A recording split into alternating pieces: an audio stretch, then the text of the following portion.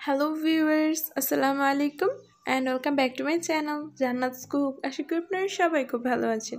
তো প্রতিদিনের মতো আজকে আর একটি নতুন রেসিপি ভিডিও নিয়ে চলে আসলাম আপনাদের সাথে শেয়ার করার জন্য। তো আজকে আমি আপনাদের সাথে শেয়ার করতে যাচ্ছি কিভাবে ঘরে থাকা সামান্য কিছু উপকরণ দিয়ে মুরগির ঝাল মাংস রান্না করতে হয়। ওই রেসিপিটাই খুব সিম্পল ভাবে। আশা করি আপনাদের কাছে অনেক বেশি ভালো লাগবে। তাহলে চলুন চলে যাচ্ছি মূল রেসিপিতে।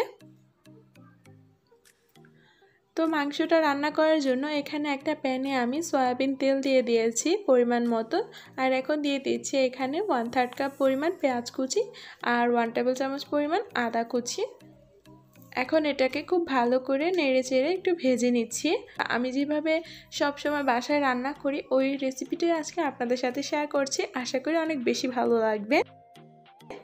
তো আদা কুচিটা আর পেঁয়াজ কুচিটা যখন ভাজা ভাজা হয়ে গেছে তখন এখানে আমি গুঁড়ো মশলা অ্যাড করে দিচ্ছি।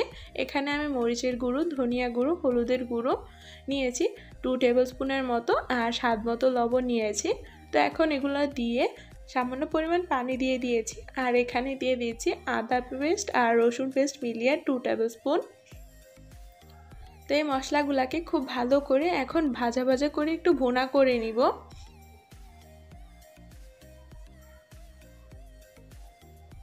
তো মশলাটা যখন ভুনা ভুনা হয়ে এরকম তেলটা উপরে ভেসে উঠেছে তখন এখানে আমি একটা চিকেন দিয়ে দিচ্ছি। তো এখানে আজকে আমি দেশি যে চিকেনটা আছে ওইটা রান্না করছি। একটা আস্ত চিকেনে আমি এখানে রেগুলার সাইজ করে কেটে নিয়েছি। তো চিকেনটা দিয়ে দেওয়ার পর এখন এটাকে খুব ভালো করে মিশিয়ে নিয়েছি। মিশিয়ে নেওয়ার পর এখন এটাকে ঢেকে দিব। তো প্রায় 5 থেকে 6 মিনিট পর চিকেন থেকে সামান্য পরিমাণ পানি বের হয়েছে।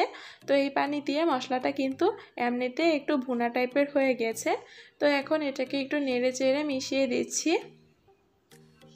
তো এই পর্যায়ে আমি এখানে দিয়ে দিচ্ছি প্রায় 2 কাপের মতো পানি। তো পানির পরিমাণটা আপনারা যতটুকু ঝোল ঝোল খেতে পছন্দ করেন ওই অনুযায়ী দিবেন। তো আমি যেহেতু একদম একটু ভুনা ভুনা করে রাখবো তাই এখানে জাস্ট মাংসটা সেদ্ধ হওয়ার জন্য পানিটা অ্যাড করেছি।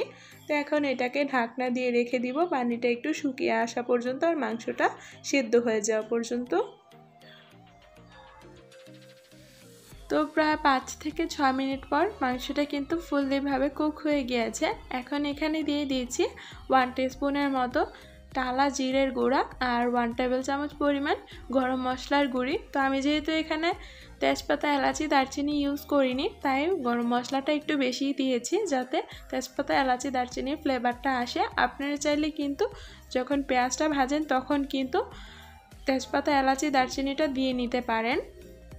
তো মশলাগুলো দিয়ে দেওয়ার পর আমি এটাকে ঢেকে দিয়েছিলাম প্রায় আরও 2 থেকে 3 মিনিটের মতো কুক করেছি। আর সেই সময়ের মধ্যে কিন্তু মশলার যে ঝোলটা ওইটা কিন্তু আরও একটু ভুনা হয়ে গিয়েছে আর উপরের তেলটা ভেসে উঠেছে। তো এই পর্যায়ে আমি কিন্তু মাংসটাকে নামিয়ে নিব। তো আশা করি আমার এই সিম্পল মাংসের রান্নার রেসিপিটা আপনাদের কাছে অনেক বেশি ভালো লেগেছে। আর ভালো লেগে থাকলে অবশ্যই আমার চ্যানেলটাকে সাবস্ক্রাইব করতে ভুলবেন না। সাবস্ক্রাইব করে পাশে থাকা ছোট্ট বেল আইকনটা বাজিয়ে দিবেন যাতে করে আমার নতুন কোনো ভিডিও আপলোড দেওয়ার সাথে সাথে আপনাদের ফোনে চলে যাবে নোটিফিকেশন আকারে। তো আজকের মতো এখানেই বিদায় নিচ্ছি। আপনারা সবাই ভালো থাকবেন, আমার জন্য দোয়া করবেন। আল্লাহ হাফেজ।